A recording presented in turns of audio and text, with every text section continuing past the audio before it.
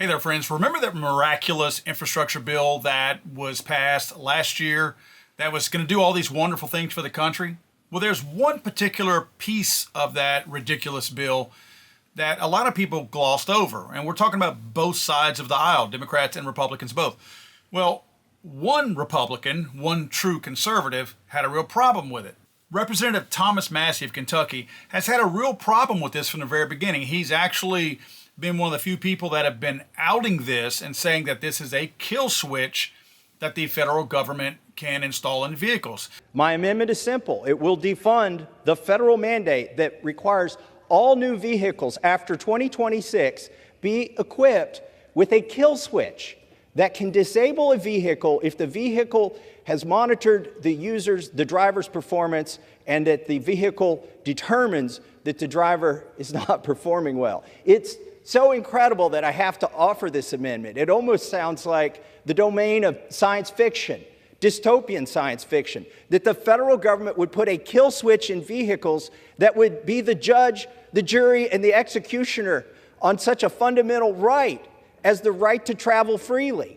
What the provision is in the bill, in this miraculous infrastructure bill that they put out there, as you know, it's just a pork-laden bill that has tons of different stuff in it, just like every other bill that Congress puts out there. It's just essentially got pet projects for pretty much everybody out there. It's a way for friends, family members, and folks like that to get contracts through the government and get rich off of them. That's how they all start in Congress at $176,000 a year and leave as millionaires. So Massie had a real problem with it because he said this is essentially a kill switch that the federal government is going to mandate. What it states is that by 2026, this is only 3 years away, less than 3 years away, every newly manufactured vehicle has to have the ability to limit or stop the vehicle from being operated. Now, the guys behind it and the real curtain that they have, if you want to call it that, the real mask of this, is that it's meant to prevent drunk driving, according to them. There are mechanisms that would determine erratic driving behavior. Now, they say passively monitor it. They use that word passively so you think, oh, cool, it's passively doing this, so it can't be that bad. Ignore the adjectives, okay? It's going to monitor your driving. This is either through sensors, the geotechnology that you would have, that would show how a vehicle is moving from left to right, backwards and forwards, abrupt stopping, abruptly taking off. You have that type of technology in your phone right now, right? All that's in there. If you shake your phone certain ways, it knows exactly which direction that it went, how fast, when it abruptly stopped, and all that. That technology is already available in some cars, to be quite honest with you, especially all of the self-driving cars out there. So this technology would monitor you the whole time. Now, would it be via cameras also? It's very possible. Again, most of these vehicles now have cameras on them anyway, at least on the outside. Does this suddenly become cameras on the inside, which obviously is a violation of your privacy, considering your vehicle is an extension of your home? So nevertheless, it's going to be a full-scale monitoring ability to tell how your driving is. Now, again, their claim is that this is supposed to mitigate any kind of drunk driving and, of course, deaths. They guarantee that it's going to reduce deaths. That's an impossibility. You can never guarantee deaths. That's just not a thing. But anyway, they make these wild claims. Well, you're probably sitting there wondering, well, how would they know if I'm drinking and driving? They would know because there's some new technology out there that can detect alcohol in your bloodstream. Now, we're not talking about just the little things that you blow into. You know, they already have that type of technology out there. People get a DWI, DUI, whatever your state calls them, and then they have to put this device on there tied to the ignition. You blow into it, it determines your blood alcohol level, just like when a law enforcement officer pulls you over. There's newer technologies out there that actually send light through your finger, and the reflection of that light will give it a different, return on that sensor and tell you if there's actually alcohol in your system. Now, where would they put these? Well, the obvious, more logical place, you see most of these cars now, they push button start. It could read through there. It could also read through your steering wheel. It could read through your shifting knob, which I doubt the shifting knob would be the right place. And unless you have that specific button on there that you have to press, that at that very split second that you're going to change those gears, it would read it.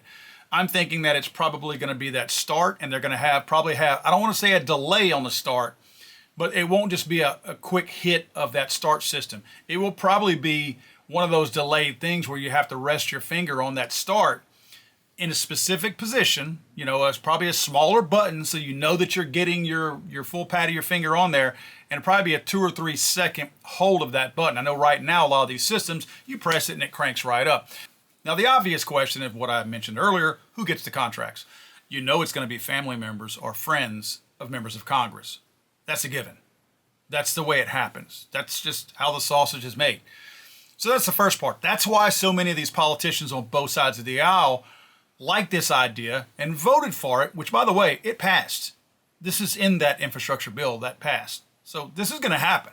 This is not something you can call somebody about. You can get mad about it now, but it passed. So somebody's going to get rich off of this, because now the government's mandating this on millions of cars that will be manufactured, and this is going to be annually from 2026 going forward. So somebody's about to make some serious bank off of this new mandated from the federal government technology. Now, the easy way out is don't buy any new vehicles. Not everybody has that luxury. Personally, I don't see myself buying any other vehicles. The ones I have now, I'm okay with, and I'm willing to sit it out on all the new stuff and just settle with what I have and not purchase anything else. Keep the government out of my business as much as I possibly can is always the right way to think going forward for anybody. Going back to the cameras in the cars. The vehicle technology out there now, if you have a driverless car, in other words, one that you sit in the driver's seat, you can get into it and you program where you're going, and you basically take your hands off the wheel and your feet off of the accelerator and brake, and the car drives itself. Now, you have to be in the driver's seat. And just so you don't supposedly fall asleep, there are sensors that are looking at your eyes from the dashboard. These sensors can tell when you doze off. If you're looking away from the area that's designated as the dashboard and the windshield area, if you look away for any certain amount of time, the vehicle will notify you.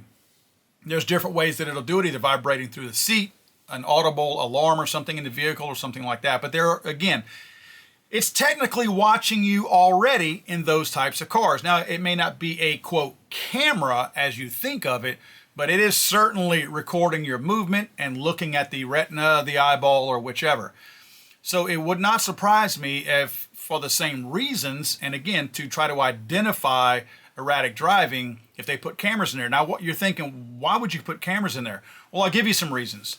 First of all, can this new technology without cameras determine that if a kid runs out into the street chasing a ball and I swerve to miss them, does it shut my vehicle down? If a dog runs out into the middle of the road and I swerve to miss it, does it shut my vehicle down?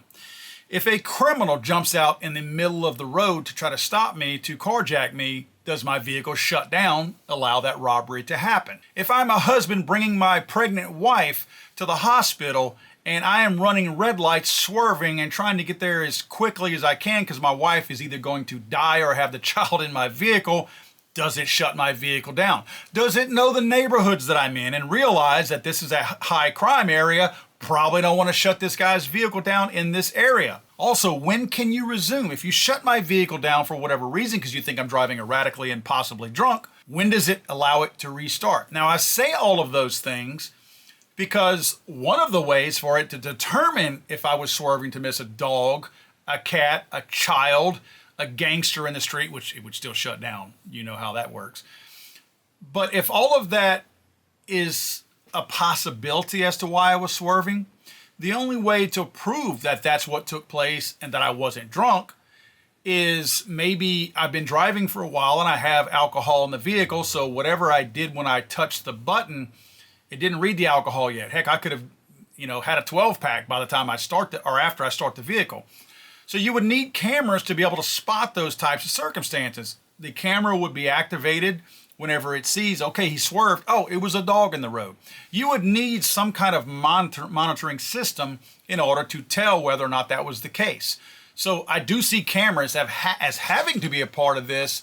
Otherwise, you will be shutting vehicles down for bogus reasons regularly. Now, some people have drawn the conclusion to this type of technology being mandated by the federal government to firearms, the possibility of smart guns and all that. The reason why I'm not alarmed at this when it comes to smart guns is because smart guns will never affect me. I will never have one. I will never buy one. I will never need one. I will never be at the point in my life where I am relying on a smart gun functioning properly. Now, does that mean that I don't care totally? I do care because some people are going to buy some and they're going to need that type of assurance that this thing is going to work. So yes, that's a bridge I will cross at some point. But directly, the smart gun technology will never affect me. But think about the whole kill switch technology as it relates to smart guns. It will be abused there.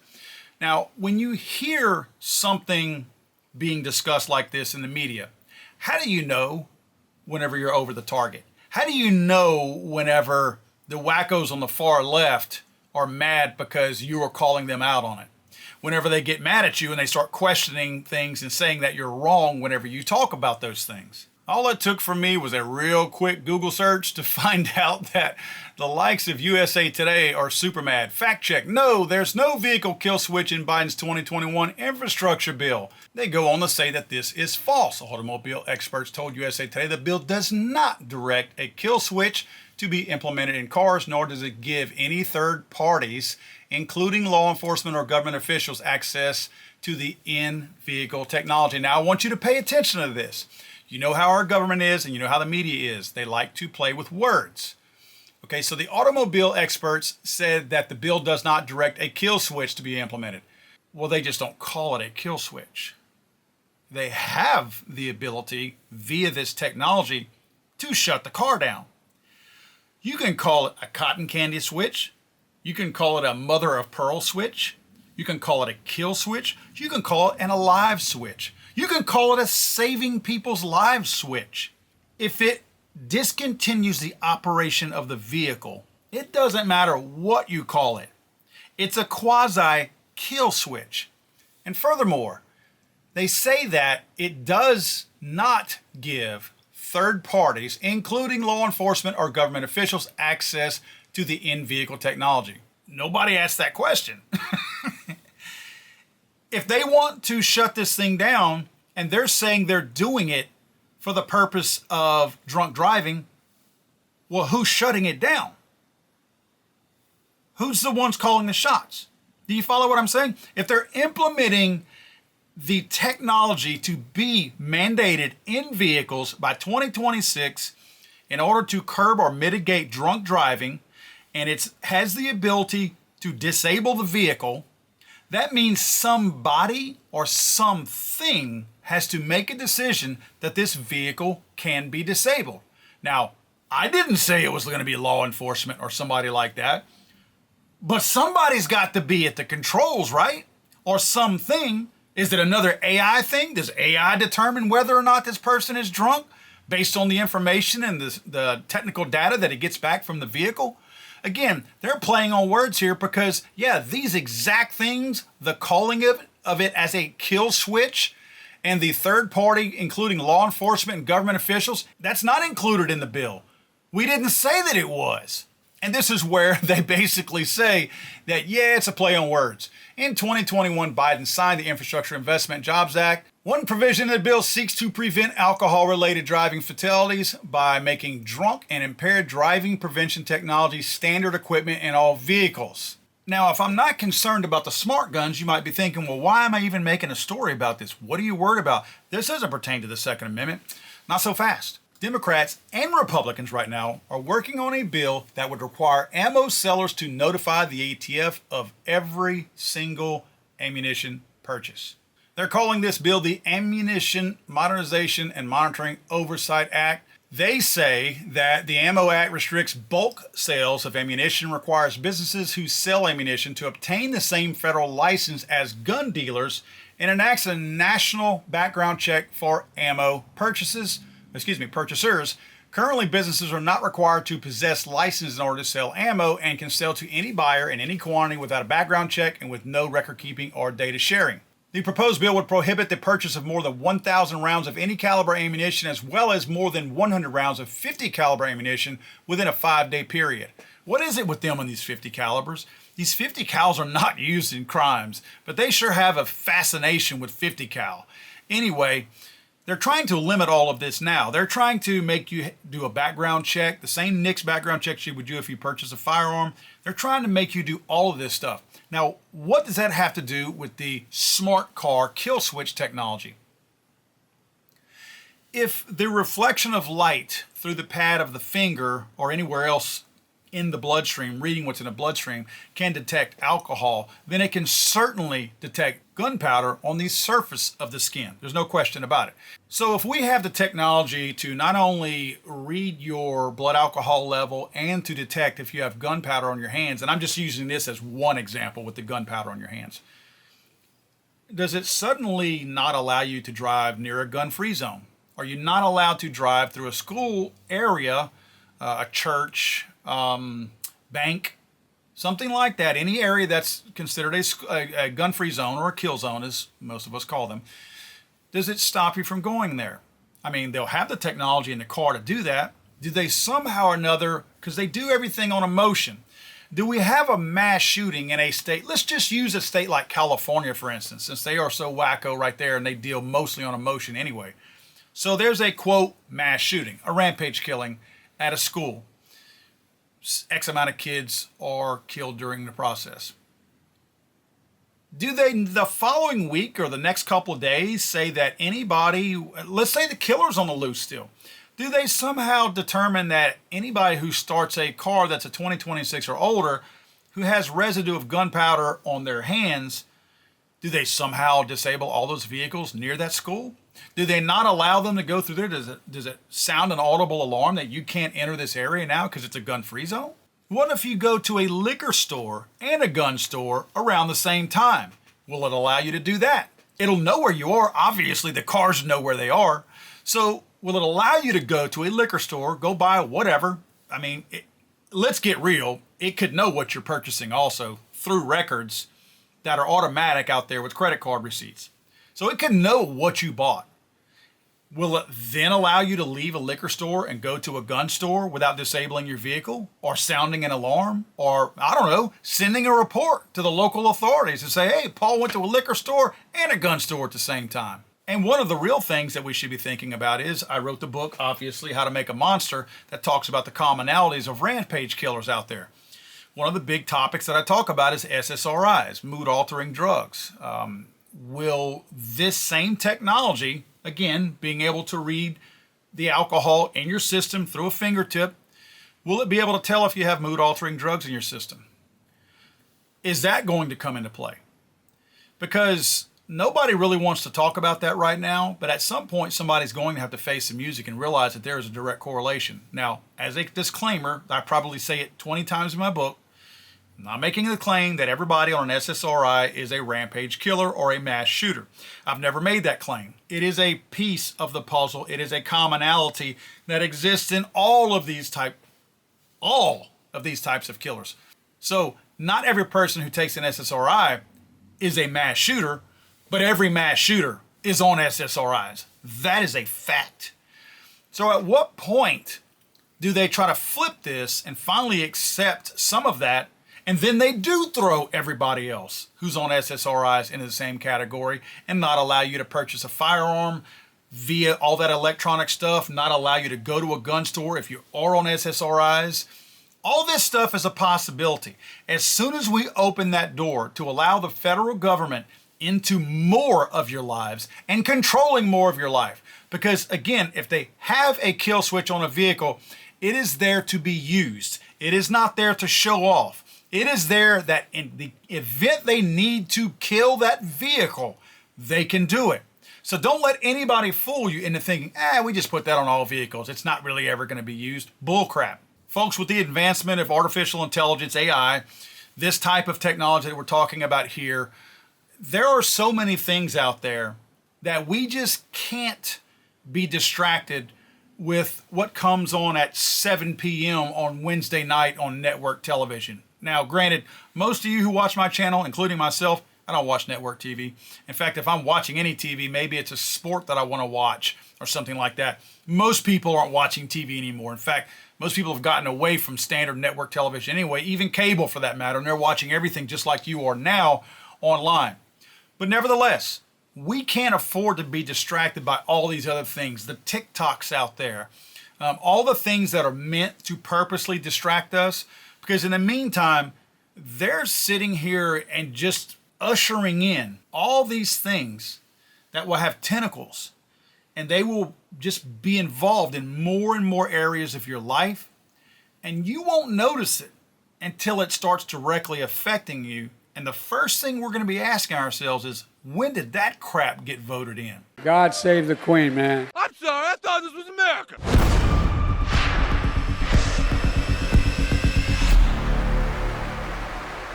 It's over!